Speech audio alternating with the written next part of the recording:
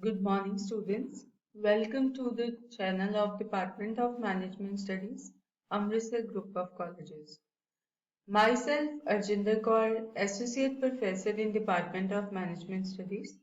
Today, I will talk to you about the topic Statistical Process Control. The contents of my lecture will be: what is statistical quality control? What is meant by statistical process control? Various tools of statistical quality control. Then we'll talk about the brief history of control charts and what is meant by control charts. Then we'll talk about the types of control charts and particularly the control charts for variables. Control charts for attributes will be covered in the another lecture. So, first of all, what is meant by statistical quality control? Statistical quality control is the application of statistical techniques to accept or reject products already produced or to control the process while it is being produced. Coming next is statistical process control. It is the statistical evaluation of the output of a process during production. So we can say it is that part of quality control which is done when manufacturing is going on. So, what are the tools of statistical quality control? Particularly, there are two important tools of statistical quality control. One is quality control charts and another one is acceptance sampling. Now, the brief history of quality control charts. Control charts was developed by Dr. Walter A. Shewhart of the Bell Laboratories during the 1920s. Control charts are extensions of the bell-shaped curve. This method is based upon the laws of probability and may be described as a system for controlling the quality of production within specified levels. The application of these techniques of manufacturing gained momentum, particularly during World War II. Now, what is meant by control chart? A control chart is nothing but the graphic representation of expected variations in quality. A typical control chart consists of a central line corresponding to the average quality at which the process is to perform and two other lines corresponding to the upper and lower limits, also called the tolerance limits. The vertical scale indicates the quality variations and the horizontal scale has time. To elaborate it further, let's have a look at this figure. So here on the vertical side we have shown the variations in quality and on the horizontal side we have shown the sample numbers. On vertical side you can see the three lines. This is the upper line that shows the upper control limit. In between we have a central line that represents the average quality of the product. And then we have this lower control limit which basically represents the minimum acceptable quality limit. Types of control charts. The way that control charts are constructed differs according to the quality characteristics that are controlled. Accordingly, control charts can be broadly classified as control charts for variables and control charts for attributes. As told earlier, in this lecture we'll talk about the control charts for variables only. Now, what are control charts for variables? To understand the control charts for variables, we need to understand what variables are. Variables are numerically expressed and measured quality characteristics such as height, weight, strength, and other quality characteristics. These charts are useful when the characteristics is measurable and we want to control mean size or range of the variation. Control charts for variables are of two types, mean X-bar charts and range charts. So, first of all, we'll talk about the control chart for mean, that is X-bar. X-bar chart is of two types. When first is when standard deviation is known, and second variation is when standard deviation is not known. Now, a X-bar chart is used to measure the mean. It helps in control of variations in the process average. In order to do so, we have to fix limits known as control limits for the values of X-bar. The moment the sample means exceeds the control limits, we say that the process is out of control and require immediate action. First type of X-bar chart is when standard deviation is known. The formula for calculating both upper and lower limit is X-bar plus minus Z standard deviation X-bar. So, the only difference between the formula for calculation of upper control limit and lower control limit is the sign. So in upper control limit it is plus and in lower control limit is a minus. So here X bar refers to the mean of the different samples. This is standard deviation, process standard deviation, and standard deviation X is standard deviation of sample means, which is calculated as standard deviation over under root n. K here refers to number of samples or subgroups. N refers to sample size, that is number of observations, and X double bar is equal to average of all the sample means.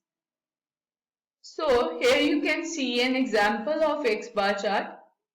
We are given with 10 samples and 5 observations from each of the sample. So we have calculated mean of each sample. So as you know that mean is basically the average of different values. So it is 5.02 plus 5.01 plus 4.94 plus 4.99 plus 4.96 divided by 5 comes out equal to 4.98. In the similar manner, we have calculated this value of X bar for each and every sample. So the total of all means of all the samples comes out to be 50.09. And here we know that the standard deviation is equal to 0.08. Next, we'll calculate the upper and lower control limit. So X double bar will be to a mean of all the samples divided by 10, that is number of samples. It comes out to equal to 5.01. So the formula for upper control limit is equal to X double bar plus Z standard deviation of X. So Z particularly is a constant value. It is a multiplier which is usually set to 3 closer to control the likelihood of false alarms, out of control signals. So Z, as I've told you that Z is generally taken as 3. It is a constant. X double bar is 5.01 plus 3. Then standard deviation of X bar is standard deviation over under root n, which is 10. So this value comes out to be 5.09. Similarly, we will calculate the value for LCL with only difference of sign, that is minus. It comes out to be 4.93. So the central value is 5.01. The upper limit is 5.09 and the lower limit is 4.93. Accordingly, we can plot this on a graph to check the out of control limits. So this is basically the control chart factors or the value of the constants that are used in the control charts. So coming next is the X bar chart when standard deviation is known. So this is the example we have already done with only addition of range. So I have already told you how to calculate the mean. Now to calculate the range, we need to deduct the minimum value from the maximum value. So the maximum value in this sample One is 5.02 and the lowest value is 4.94. The difference between these two values comes out to be 0.08. In the similar manner, from each of the sample we have calculated range. The total of range comes out to be 1.15. Now the formula for calculating the X bar chart when standard deviation is unknown. So here R bar is equal to summation of R over K. So summation of R is 1.15 and number of sample is 10. So it comes out to be 0.115. X double bar is equal to sigma X over K, which is 50.09 over 10 is equal to 5.01 centimeter. The formula for upper control limit is equal to X double bar plus A2 R bar, which comes out to be 5.01. Now A2 is a constant which depends upon the number of subgroups. So to show this, so as we have 5 subgroups, so for each sample we have 5 subgroups. The value of A2 here will be corresponding to the value 5. It comes out to be 0.58. So now we'll put this value in this formula and the value comes out to be 5.08. Similarly, we calculate the value of lower control limit and now we'll plot this value on a graph. So central control limit is 5.01, lower control limit is 4.94 and the upper control limit is 5.08.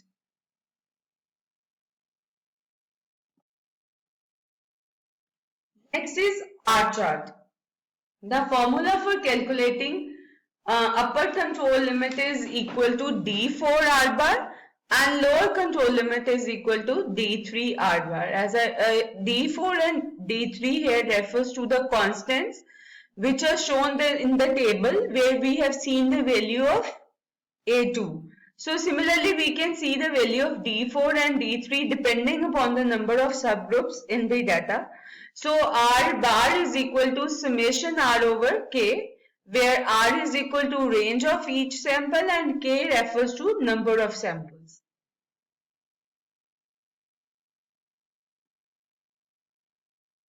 So the value for D4 for number of 5 subgroups is 2.11 and R bar is 0.115. The value comes out to be 0.243. And similarly, we'll calculate the value of lower control limit. So we can plot these values in a graph like this. So here the central control limit will be the value of R bar, not the X bar, because this is a range chart, not the mean chart. So the value of R bar is 0.115, which is our central control limit, and our lower control limit is 0 and our upper control limit is 0.243. So here we'll plot all the values.